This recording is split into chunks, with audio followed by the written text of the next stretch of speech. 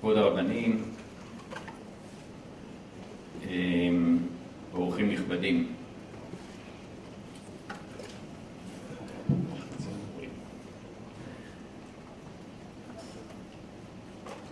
ועדת מהדרין, תנובה, הוקמה לפני 16 שנה, וזה הכנס החמישי, כמו שאמר הרב שלזינגר, שאנחנו אורחים פה, ותמיד, ברוך השם, יש ציבור גדול ומכובד שמכבד אותנו בנוכחותו, והמטרה של הכנס היא להציג משהו מפעולות הוועדה כל השנה, ובפסח בפרט.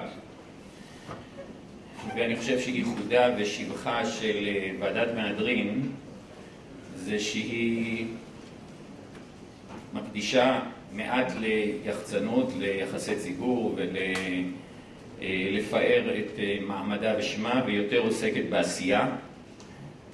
אני חושב שמערכת כשרות טובה נמדדת ביכולתה ובמקצועיותה להבטיח שמה שהיא אומרת לציבור, מה שהיא מציגה לציבור, מה שהיא מבטיחה לציבור, הוא אכן מתבצע.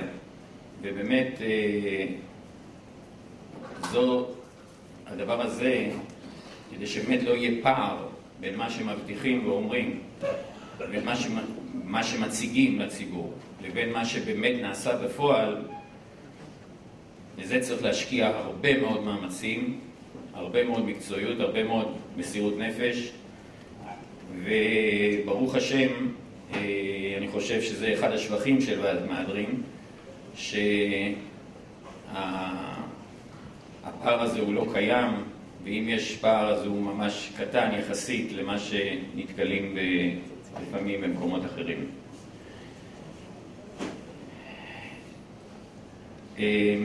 מבחינת לוח זמנים של הכנס היום, יש לנו לוח זמנים מאוד מאוד צפוף. יש לנו כמה וכמה שיעורים.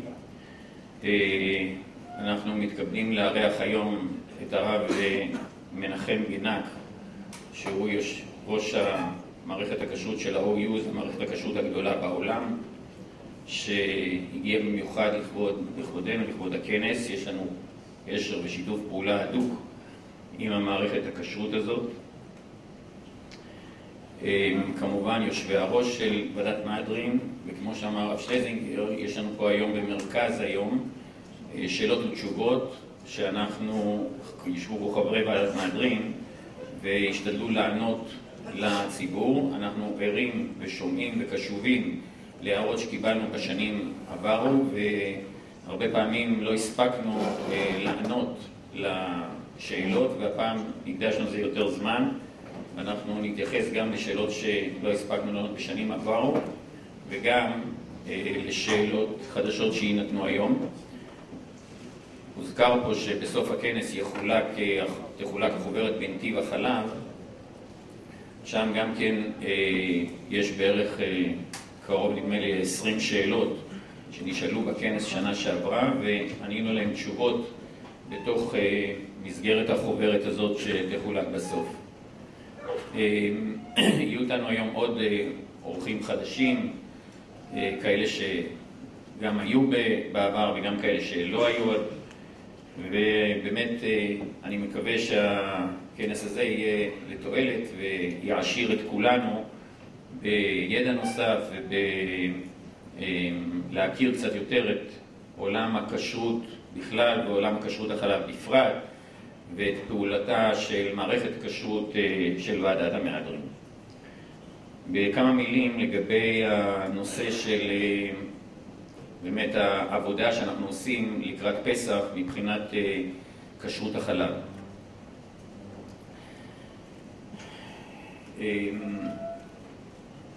כשאנחנו מדברים על ייצור מוצרי חלב בפסח, אז יש לנו, כמו בכל מפעל שמייצר כל דבר כשר לפסח, יש הרבה חומרי גלם, שכל חומר גלם דורש את תשומת לב, את הבדיקה.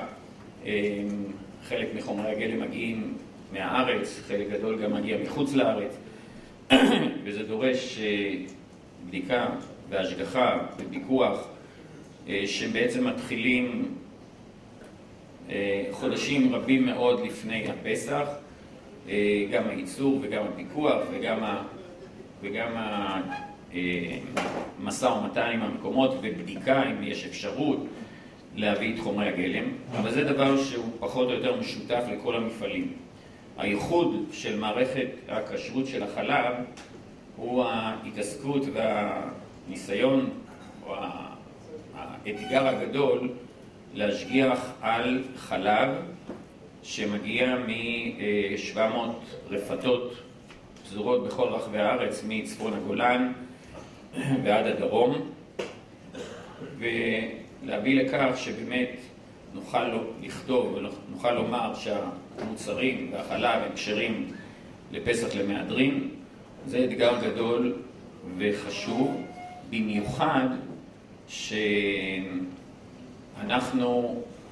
אני חושב שזה המפעל כמעט היחיד שמייצר מוצרי מזון כשרים לפסח, בפסח עצמו, ומגיעים לצרכנים עוד עדיין בזמן הפסח.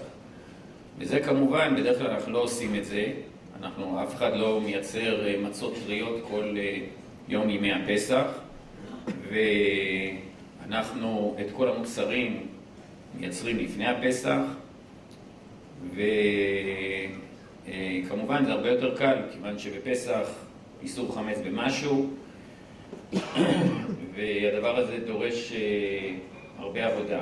אנחנו עושים את זה בעצם בשני שלבים. השלב הראשון הוא שאנחנו מתקינים או התקנו מערכות סינון מאוד מאוד עדינות בכל הרפתות בארץ שמספקות לנו חלב.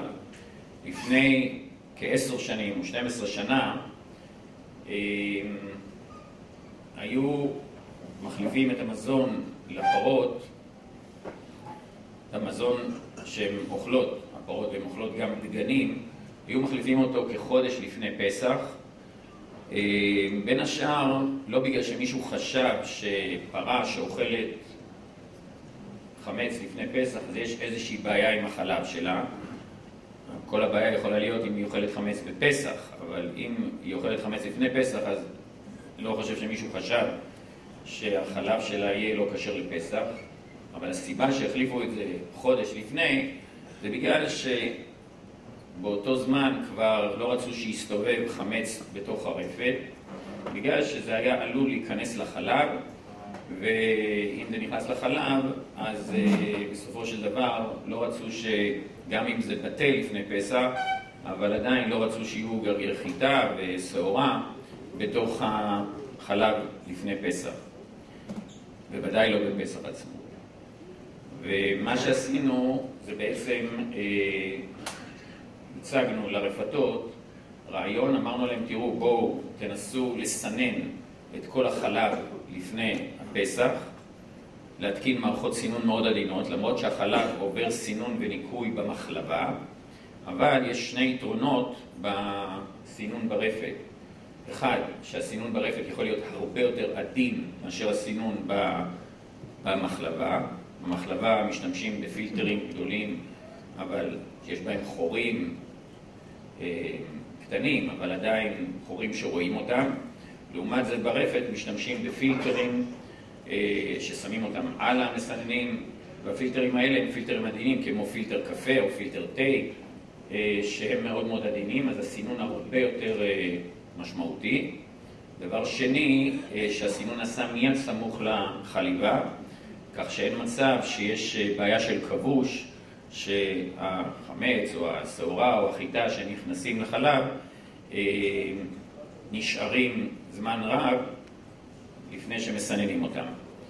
אז באמת באותו זמן באמת התקינו מסננות בכל הרפתות. עד אז היו אולי 3 או 4 רפתות בארץ שסיננו את החלב שלהם כבר ברפת,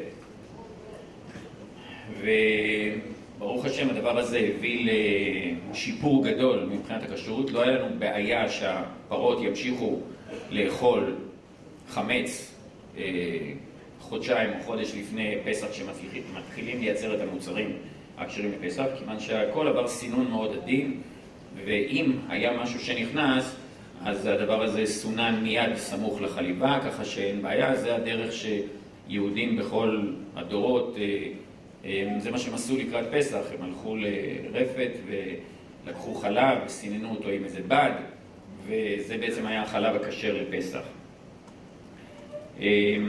הדבר השני שאנחנו עושים, שהוא באמת דבר אדיר, כלומר באמת עבודה אדירה, זה שאנחנו לקראת פסח מחליפים את כל התפריט של הפרות ומוציאים משם את כל הדגנים ומחליפים את זה בתפריט אחר שאין בו משהו מחמשת מיני דגן. זה פרויקט ענק וגדול שאנחנו באמת משקיעים בו הרבה זמן והרבה עבודה, ואנחנו בערך, בוא נאמר, בסוף השבוע הזה או כבר בימים אלה מתחילים להכשיר מרכזי מזון ומכוני תערובת שהם מכינים את האוכל לרפתות, ובמרצה השם כבר ביום ראשון מתחילים להעביר את כל הרפתות למזון כשר לפסח, על מנת שזה כהכנה לקראת החג, כדי שאנחנו נוכל לפקח ולראות שבאמת בחג הפסח עצמו לא יהיה חשש חמץ ברפתות, ואז גם לדעות המחמירות שפרה שאוכלת חמץ בפסח, אז גם לדעות שאומרות שהחלב שלה הוא לא כשר לפסח, גם אם היא אוכלת דברים המותרים יחד עם זה, אז אנחנו בעצם מכסים גם את הנושא הזה. זה באמת, אנחנו גם מנסים לעשות, או עשינו בשנים האחרונות דבר שהוא באמת היה מהפכה גדולה, כיוון שראינו במהלך השנים שהמעבר לתפריט שונה לגמרי לפרות גורם להם נזק גדול, מביא לבעיה של ניתוחים שהיא גם כן בעיית כשרות, מביא לפגיעה בבריאותם של הפרות וכן הלאה. אז אנחנו התחלנו לייצר בשנים האחרונות דגנים כשרים לפסח. זאת אומרת, חיטה כשרה לפסח, שחת דגן כשר לפסח ולצורך הפרות. איך אנחנו עושים את זה? אנחנו עושים פיקוח, והשנה עשו פיקוח על עשרות רבות של אלפי דונם של חיטה, שבדקו את השדות שקוצרים את החיטה לצורך השחת והדגן, קוצרים את זה לפני שיש גרעין, בצורה כזאת שזה לא יוכל להחמיץ גם אם זה יבוא במגע עיניים, ובצורה כזאת אנחנו מאשרים, אנחנו עוקבים, יש משגיחים שבודקים את הקציר ובודקים את המשלוחים של השחת הזה או הדגן, ואנחנו דואגים בצורה כזאת שהפרות יוכלו לקבל דגנים, אבל כשרים בפסח בלי שום חשש. הדבר הזה הוא מאוד יקר, זאת אומרת, כיוון שקוצרים את החיטה יותר מוקדם, אז מבחינת המשקל, הוא משקל הרבה יותר נמוך, אז ממילא זה מייקר את התוצרת, אבל בכל אופן זה הביא לשיפור עצום ולהרבה פחות רצון או בעצם פיתוי של הרפתנים לרמות או לשקר או להזין בכל אופן בחמץ, כיוון שיש להם את האופציה להזין בדגנים שהם כשרים לפסח. מילא אנחנו לא נאלצים להתמודד עם איזה שהם בעיות של רמאות או הונאה וכדומה. אם בעבר היינו נתקלים בדברים כאלה והיינו נאלצים הרבה פעמים לשפוך הרבה חלב שהזינו בחמץ במהלך הפסח, הרי ברוך השם שבשנים האחרונות הדבר הזה נגמר. כל הפרויקט הזה מנהל אריק שאול, שהוא לא יכול למשל לבוא היום בגלל שהוא עסוק בכל הוא נמצא? אוקיי, סליחה. זה מסנדבר אותי.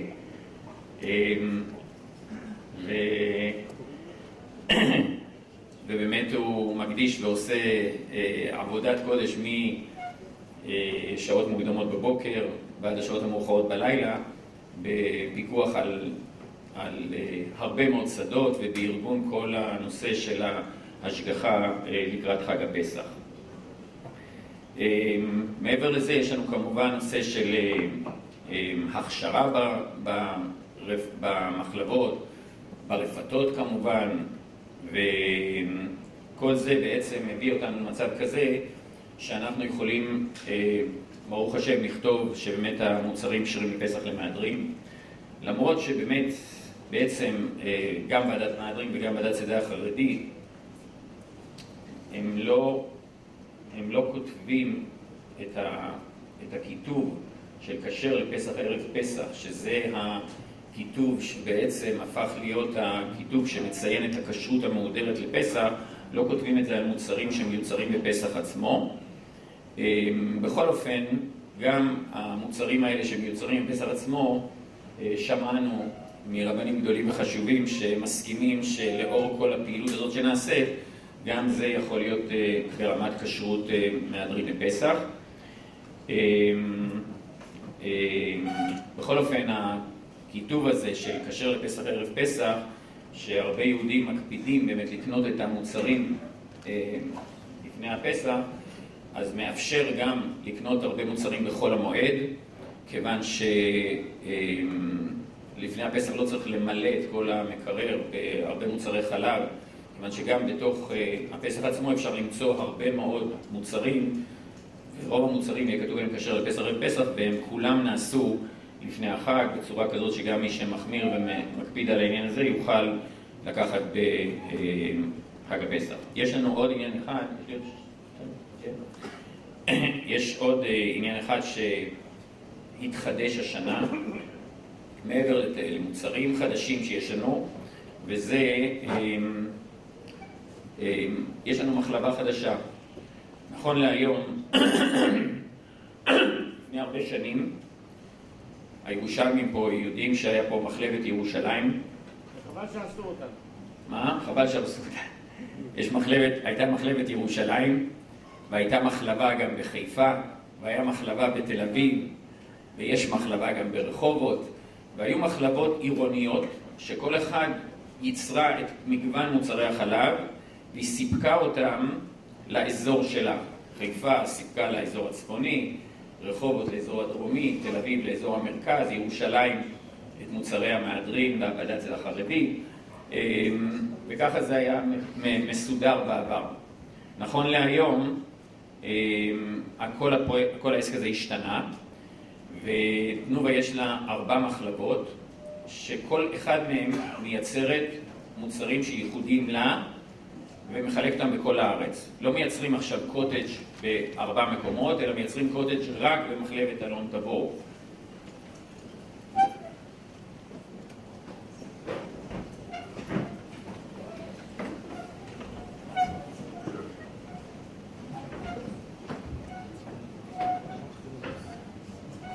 אנחנו מקדמים בברכה את יושב ראש ועדת מהדרין של תנובה, הרב הגאון מרדכי גרוס, שיש לנו זכות גדולה לקשר הדוק ורצוף במשך הרבה מאוד שנים, ובאמת קשה שלא להתפעל מהמסירות הגדולה לכשרות, מהמסירות הגדולה לתמיד בכל שעה, למרות העומס הענק שיש עליו, תמיד נכון לשמוע כל שאלה, להיפגש תמיד בכל בעיה, לסייר במחלבות וברפתות ולבדוק כל דבר בעצמו, ובאמת זו זכות גדולה שהוא עומד בראש הוועדה. אז כמו שאמרתי, היום הייצורים נעשים, הקוטג' או הגיל או הגבינה מיוצרת כולה באלון תבור ברמות כשרות, כלומר יש רמת כשרות מהדרין, יש רמת כשרות רגילה של חלק מהמוצרים, חלק מהמוצרים כשרות רגילה, חלק מהמוצרים בכשרות מהדרין, וכל המוצרים מיוצרים רק שם ומחולקים לכל הארץ. חלב השתייה כולו מיוצר ברחובות, הגבינות הצהובות כולם מיוצרים בתל יוסף, והדבר הזה הביא לכך שבאמת הגבינות המלוכות, יש עוד מחלבה רביעית שמייצרת בקריית מלאכי. אז מה שהשתנה השנה, שהשנה בנו מחלבה חדשה בתל יוסף, הרחיבו את המחלבה הקיימת, ובנו שם למעשה מחלבה ענקית גדולה שתייצר את הגבינות הקשות, הגבינות הצהובות, וזה פרויקט ענק שהשקיעו בו 350 מיליון שקל, 3 שנים של עבודה,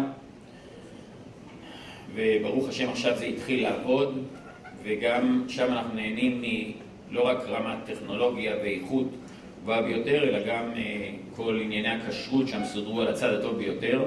ואני רק רוצה לציין שאלה שבנו את המחלבה הזאת אמרו, ממש לא הבינו איך בונים את המחלבה בצורה כזאת שהיא בעצם, שהיא מיועדת בעצם, שעשו שם כל מיני סידורים שנוגעים לכשרות בצורה כזאת שהיה בהם, שגרמו להשקעה מאוד מאוד גדולה, אבל כדי לעשות את הדברים בהידור רב, שלא יהיה קשר בין הכשרות רגילה וכשרות מהדרין, למרות שהכל שם כשר והכל ברמה של חלב ישראל, אבל יחד עם זה הקפידו על הדברים הללו. טוב, אז אנחנו אולי בהמשך, אני אולי אראה כמה תמונות מאותה מחלבה חדשה, שהיא בהחלט חידוש של השנה. טוב, תודה רבה.